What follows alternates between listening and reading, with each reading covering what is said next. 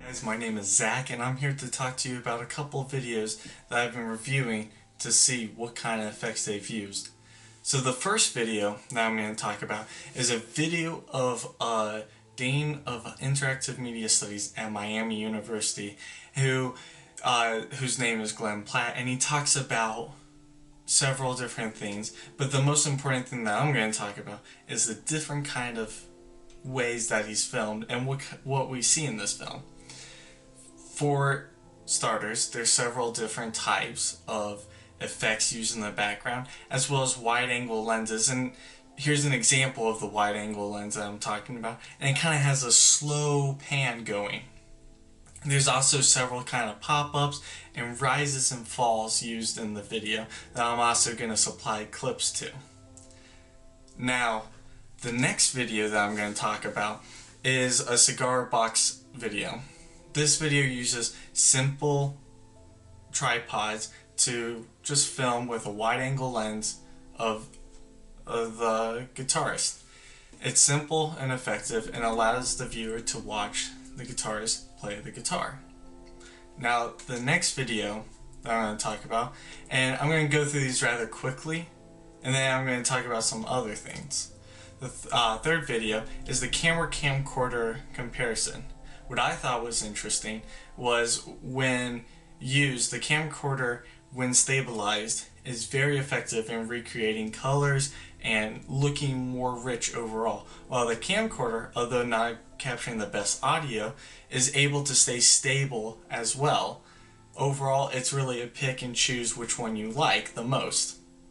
Now, I personally like the Canon versus the camcorder, which is a GoPro, but it really fits. It depends on what need you have for these cameras.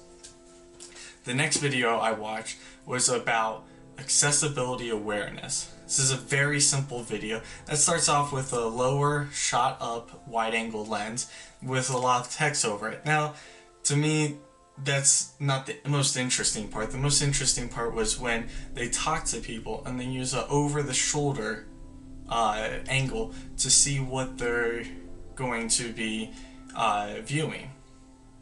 Now, this is interesting because it allows the subject who's talking to be in the frame, as well as seeing what they are doing in the frame.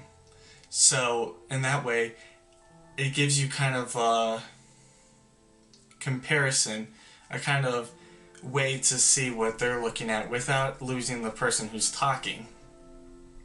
Now, the fifth video that I saw was All Peeps Fall Down.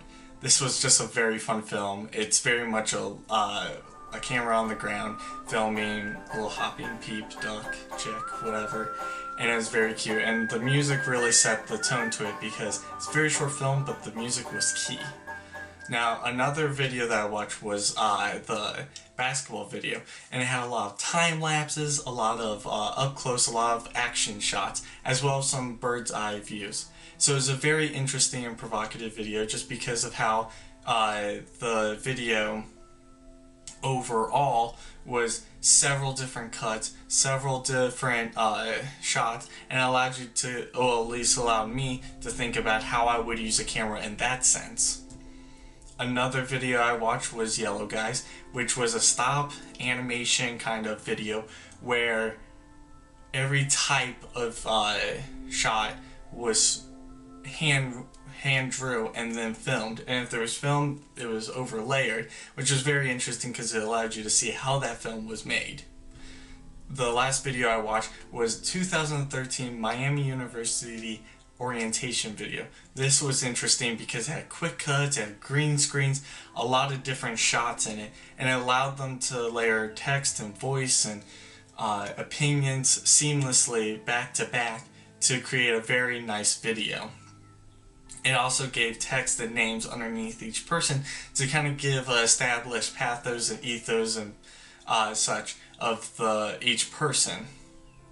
Now, the last two videos that you're going to see, I'm going to show full clips, was my personal shooting of my cameras, which is an LG G4, which has a pretty good camera, but when compared to my Sony Alpha 3000, you kind of see some lacking. In the first video, which is from my phone, the video seems very flat.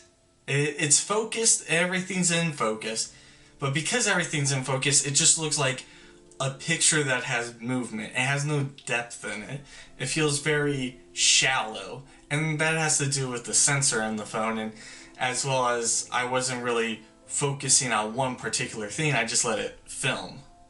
Now, on my Sony Alpha 3000 with the kind of crappy footage that I'm going to show you, you can see that there's a huge depth of field in this video, and even like something super simple and super grainy in the low light that it was shot in, it was a huge difference between the two.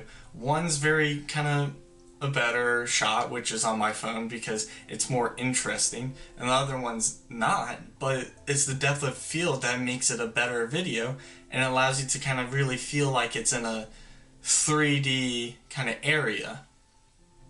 So those are just my thoughts and my learnings from the past week. I hope you enjoyed this video, and let me know what you think.